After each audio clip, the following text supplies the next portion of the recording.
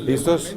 Señor Procurador, sí, el resultado de la reunión hasta el momento. A raíz de la reunión de la OIT en Ginebra, la Organización Internacional del Trabajo, convocamos hoy aquí en Colombia lo que hemos denominado el Grupo de Ginebra, que busca un diálogo social entre los empresarios, los sindicatos, incluso estaban representantes de las 4 cortes, del Consejo de Estado, de la Corte Constitucional, de la Corte Suprema y del Consejo de Estado, la Procuraduría, por supuesto, para intentar crear una instancia tripartita de diálogo social. En Colombia no existe una instancia de diálogo social.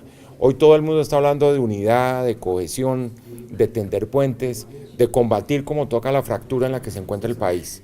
Y hemos decidido crear esta instancia. Es una instancia flexible, es una instancia que no tiene, digamos, un origen legal, sino que va a tener determinada cintura política para manejar temas que se ventilan formalmente en otras instancias, como la Comisión de Concertación, ustedes lo han oído, el salario mínimo. Pero aquí lo que estamos haciendo es que la Procuraduría cree un espacio de diálogo para que se encuentren los jefes sindicales representando a los trabajadores, los empresarios y los gremios de la producción, para que conjuntamente con la Procuraduría haya posibilidades de manejar los asuntos sociales en Colombia en una instancia de diálogo tripartito. Señor Procurador, aprovecho para preguntarle sobre un tema también de coyuntura, que es el trámite de aprobación de la Justicia Especial para la Paz. El Senado ha señalado que va a aplazar esto, que no lo quiere debatir. La Jurisdicción Especial y el Gobierno dicen que es necesario y que no se puede realizar ese tipo de indolencia a las víctimas. Sí, yo entiendo que aquí lo que hay que hacer es dialogar, es abrir un espacio de concertación.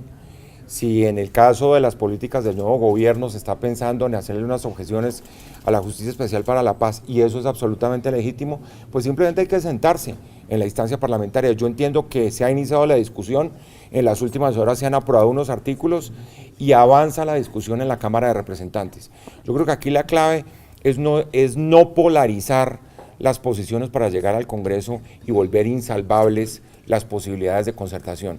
Yo pienso que si el gobierno nuevo tiene unas objeciones, que se presenten y se discutan en el plano del órgano legislativo, así podemos avanzar. Hay una preocupación de la mayoría que es fundada, aquí está de por medio la defensa de los derechos de las víctimas, ese es uno de los objetivos cruciales de la Justicia Especial para la Paz.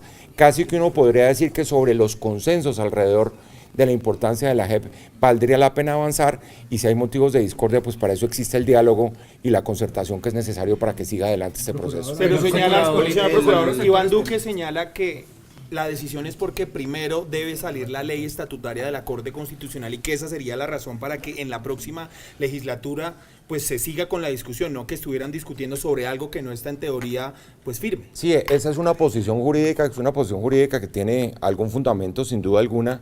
Existe la otra posición jurídica, pero yo creo que acá lo importante es que podamos seguir avanzando en la discusión. Yo entiendo que la Corte Constitucional radica en las próximas horas una ponencia sobre esa materia, y lo que todos estamos esperando es que haya una definición también de la Corte Constitucional en los próximos días. Doctor, pero se dice que hay un impedimento suyo a raíz de unos pronunciamientos que ha hecho. ¿Qué sabe por qué ese impedimento? Sí, realmente el impedimento yo lo manifesté. Y el impedimento tuvo que ver con un pronunciamiento que yo hice sobre la violencia sexual que se ha ejercido sobre niños en el marco del conflicto, que yo considero que se trata de un delito que tiene que estar al margen de esa jurisdicción. Por eso manifesté el impedimento, y la Corte va a decidir también en los próximos días. Creo que ya hay un proyecto también de decisión en ese campo. Esperaremos a que la Corte me notifique si yo puedo seguir opinando y conceptuando ante la jurisdicción constitucional, o si me toca marginarme porque se aceptó el impedimento. Pero el Senado debe abstenerse para usted de marginarse, de decir no seguimos hasta que haya un fallo de la Corte. Yo creo que aquí lo que hay que hacer de nuevo es concertar y dialogar. Es un evento que supone siempre los derechos de los colombianos más vulnerables, que son 8 millones de víctimas del conflicto, y creo que esto no se puede echar por la borda así de fácil, y yo creo que de parte del nuevo gobierno hay buena voluntad en esa dirección. Es simplemente sentémonos y hablemos y saquemos adelante esto. Señor Procurador, precisamente en las próximas horas se va a llevar una reunión pues con los jefes de los entes de control y las altas cortes. ¿De qué se va a tratar en esta reunión? Sí, yo creo que esta es una instancia muy importante, es una instancia que tiene que ver con lo que sería, y debo manifestar en ese sentido la generosidad del presidente electo de aceptar esta instancia. Es una instancia propiciada por la Procuraduría General de la Nación, es un espacio neutral de diálogo. La Contraloría estaban terminando, ya se entregó el informe firmado por el señor Contralor General de la República con los hallazgos fiscales y firmado, en mi caso, por el Procurador General de la Nación en el caso de los hallazgos disciplinarios. Señor Procurador, en el caso de las exministras, la Fiscalía archiva una investigación. Le hablo de Gina Parodi y Cecilia Álvarez. En la Procuraduría se aprestan a tomar decisiones. ¿Cómo va esa investigación que está realizando? Por supuesto, eso estaba sometido a reserva, pero quiero recordarles que la investigación disciplinaria es totalmente independiente frente a la investigación penal. Una cosa son las conductas de carácter delictivo y otras son las conductas de carácter disciplinario. La investigación de la Procuraduría sigue adelante su curso. Señor Procurador, en el caso de Gustavo Petro, hoy se conoció un fallo que archiva la investigación contra varios exsecretarios y exgerentes de Transmilenio. ¿En qué consiste esa decisión?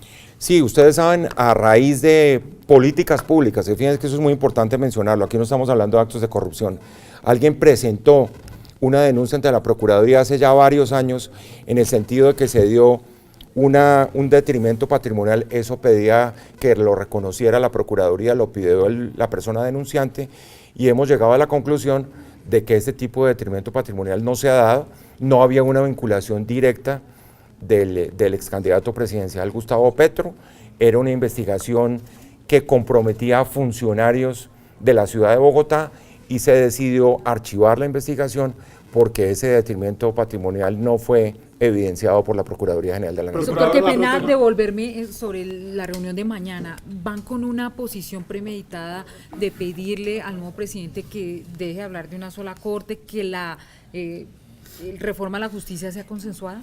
Miren, yo estoy convencido que para tender puentes en este país y lograr los grandes consensos y acuerdos nacionales hay que llegar desprevenidamente a estas instancias. Yo creo que se va a tratar de un diálogo abierto, es un almuerzo además, un almuerzo informal, es una instancia que no tiene la rigidez ni la formalidad de haberse convocado para un propósito específico.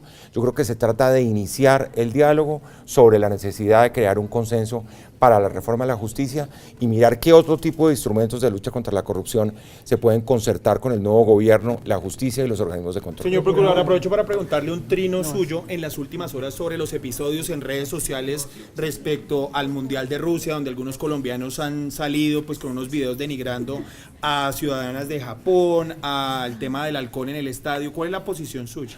Yo lo dije abiertamente, yo creo que lamentablemente la verdadera derrota de ayer de Colombia se dio en las gradas de los estadios y con personajes bastante cuestionables que llevan puesta la camiseta de Colombia. Eso es inaceptable, eso es inadmisible, eso es una vergüenza ante el mundo y por eso es tan importante el control social. Probablemente muchos de ellos violaron algunas normas relacionadas con el funcionamiento del estadio donde no se podía entrar alcohol, por ejemplo, o normas generales porque aquí hubo una violación de la honra, de los derechos de ciudadanas además de otro país. Yo creo que ese no es el ejemplo para el mundo y por eso es tan importante señalar que los mecanismos de control social sí que funcionan. Yo entiendo que ya se han dado decisiones en el caso de algunos de los empleadores de una de esas personas que estuvo involucrada en esos hechos y por eso es tan importante el rechazo absoluto de la sociedad. Hay quien dice, no, es que eso fueron conductas menores. Yo creo que esa no es la forma de manejar las irregularidades dentro de una sociedad. Cuando uno admite el delito blanco, como dicen algunos, o la contravención gris, ya pasar a las cosas graves es solo un paso. Luego hay que condenar enérgicamente ese tipo de conductas y son conductas que merecen toda la sanción social, como yo creo que se ha dado en la práctica. Yo les confieso, en mi cuenta de Twitter, esa opinión ha merecido la mayor cantidad de comentarios y de me gusta o likes, como dicen hoy en día los jóvenes, y eso es una buena muestra de la indignación en la que está el pueblo colombiano por lo que sucedió ayer en los estadios de Rusia. Muchas gracias, colega. Listo.